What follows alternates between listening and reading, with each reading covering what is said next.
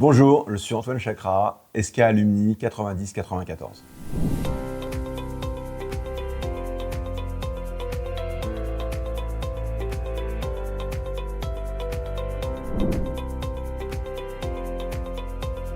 Alors, je suis cannois, j'ai été à Stanislas Cannes jusqu'en terminale et une fois le bac en poche, j'ai passé les concours pour les écoles de commerce post-bac et la meilleure était l'ESCA bien évidemment. J'ai été pris, ce qui m'a permis de découvrir la ville d'Angers, très loin au nord de ma région d'origine. À l'époque, l'ESCA était en 4 ans, 2 années de tronc commun, puis 2 années de spécialisation avec 3 choix possibles. L'international, une année à l'étranger, une année à Angers.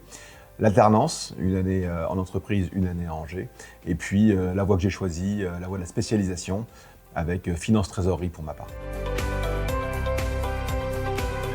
Alors c'est en Tunisie que je vais découvrir avec les transports Gravelot le métier de la vente que je vais garder toute ma carrière. 2 ans après, je rentre en France et là je m'oriente vers l'informatique, toujours dans la vente, où je vais avoir les postes de vendeur, directeur commercial, jusqu'en 2006, où j'ai l'opportunité de créer ma propre entreprise, S-Cube.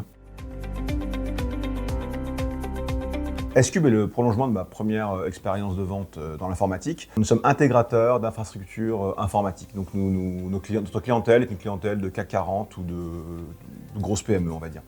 TPE, PME. On va être soutenu assez fort par de grands groupes français, je pense que je peux les nommer, tels que Renault, Alcatel, Nortel, qui est un groupe canadien, dans les télécoms et l'industrie, et qui, à cette époque-là, vont acquérir énormément de matériel, système, serveur et stockage. Vous le savez, la data explose, les données qu'on doit stocker explosent, et on a profité de cette explosion pendant ces 10 années de croissance forte. On va partir à 4 et finir à 70 personnes, et à 50 millions d'euros de revenus, on décide de céder l'entreprise à un groupe plus important, un industriel français, qui pèse 8 milliards, qui est le groupe SPIE, et qui nous permet du coup de continuer à croître en profitant de leur force sur le marché. L'aventure se termine en 2023 et là, je décide de recréer une deuxième entreprise parce qu'à 50 ans, c'est un peu tôt pour prendre sa retraite.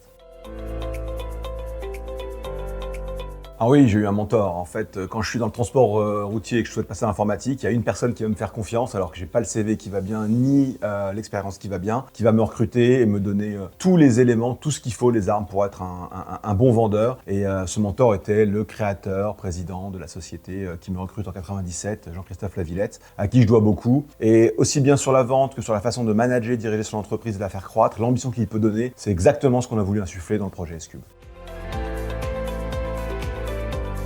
Alors déjà, il y a plusieurs raisons. La première, c'est qu'il y a une situation, une opportunité qui se présente. L'entreprise où je suis salarié dépose le bilan. Donc on se retrouve à devoir trouver un travail, à la concurrence. Et là, on se dit, pourquoi pas créer notre entreprise. Et en faisant le tour de nos clients et de nos partenaires, on se rend compte qu'il y a un vrai soutien. Et dans notre activité, c'est vrai que les gens travaillent avec des gens. Et on a eu vraiment la chance, on a été surpris de voir le soutien que pouvaient nous apporter des grands groupes français. Alors qu'on était juste 4 jeunes trentenaires démarrant de zéro. Et ça a suffi pour qu'on se lance dans l'aventure entrepreneuriale. Alors après 5 années dans une grande entreprise, j'ai vraiment ressenti le besoin, eu envie de me relancer dans l'entrepreneuriat. Donc en 2023, je vais recréer une nouvelle structure dans l'informatique. C'est un métier qui évolue en permanence. Aujourd'hui, on parle beaucoup d'IA, on parlait de cloud il y a quelques années et encore aujourd'hui. Donc c'est un métier d'avenir, quoi qu'il arrive. Donc je suis reparti dans mon monde que je connais par cœur. Et puis, cette année, voilà, entrepreneur, c'est aussi prendre des risques, se faire plaisir. J'ai une passion, qui sont les jeux de cartes à jouer. Et du coup, j'ai signé un contrat de distribution avec une deuxième entreprise que je viens de créer, qui s'appelle Square Games, pour distribuer un jeu de société américain. Et notre objectif, là, maintenant qu'elle est lancée en 24, c'est de la faire grandir. Alors, sans courir après la croissance coûte que coûte, plus tranquillement, avec surtout une optique de bien servir nos clients, bien servir nos partenaires, amener de la qualité sur le marché. Et on sait très très bien que si on fait une belle année 24 derrière, sur ces créneaux-là, la croissance et la rentabilité seront au rendez-vous comme ça a toujours été le cas. Alors j'ai repris contact avec les alumni de l'ESCA il y a quelques années sur une relance de leur part. J'ai toujours été très attaché à l'école. Et il faut savoir que j'ai gardé énormément d'amis de ma promotion, on est une quinzaine. J'ai quelques contacts qui sont des anciens de l'ESCA dans mon monde professionnel, avec qui je m'entends très très bien, notamment la société avec qui je travaille pour mon ERP chez Square System est un ancien de l'ESCA, un entrepreneur à succès. Mais non, globalement je sépare bien les deux mondes professionnellement. Alors oui, elle est pas glorieuse, mais faut quand même la raconter. Il y avait une association qui avait quelques dizaines d'années au sein de l'ESCA qui s'appelait Rallye ESCA et dont le but était d'organiser tous les ans un rallye, vous savez, avec des vieilles 4L qui tournent dans le Maine-et-Loire avec différents thèmes autour des châteaux et du patrimoine de la région. Donc on a pris cette association-là en première année avec quelques copains et on s'est tellement planté que ça a coulé. Ça a été ma première entreprise entre guillemets entrepreneuriale. C'est un bel échec, mais il paraît qu'on apprend beaucoup de ces échecs. L'ESCA, c'était 4 années magiques pour moi. On quitte ses parents, on est seul à 1000 km, on vit des moments incroyables, plein de premières fois avec plein de choses, surtout plein de copains. C'est 4 années magiques et quand l'ESCA se termine, c'est difficile parce qu'on sait qu'on va passer dans le monde du travail, notamment à l'époque passer à l'armée. Et c'est vrai que l'anecdote, c'est que je me rappelle m'être effondré le dernier jour, la dernière nuit. Le lendemain, je rendais les clés de mon appartement dans la Doutre et je me suis effondré en larmes, incontrôlable, parce que c'était la fin, c'est la mort de cette période qui a été vraiment pour moi magique.